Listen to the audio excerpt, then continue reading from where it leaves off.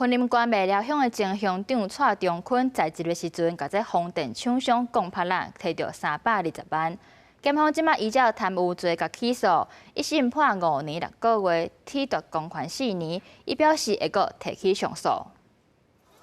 2020时阵，有力量厂商买入咧婚姻管辖内设风机发电，迄当阵的卖了乡长蔡长坤所利用乡长的职务，法文要求业者停工，并且用替乡民争取回馈金赔偿做理由，发动抗争，阻止工程，又搁甲业者勒索320万。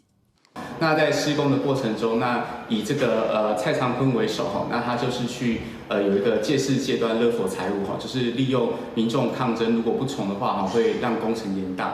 一只风机是40万哈，所以主要应该是320万元的汇款这样。 婚姻地方法院讲，迄当阵力量公司考虑风机工程若是停工1个月，会损失超过4300万，拜托婚姻官正议长沈东良出来协调。蔡长坤以乡长的职务勒索财物的犯行，确实无应该。严格伫侦查的时阵，承认犯行，并且纳回全部的犯罪所得。一审依照贪污治罪条例判5年6个月，褫夺公权4年。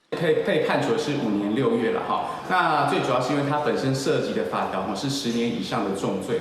那承审的法官其实已经有考虑到蔡长坤他已经有真审自白，并缴出犯罪所得哈，那予以减刑这样。应当啊，安那讲嘿？还拜托用的对，免讲来交到律师处理我多。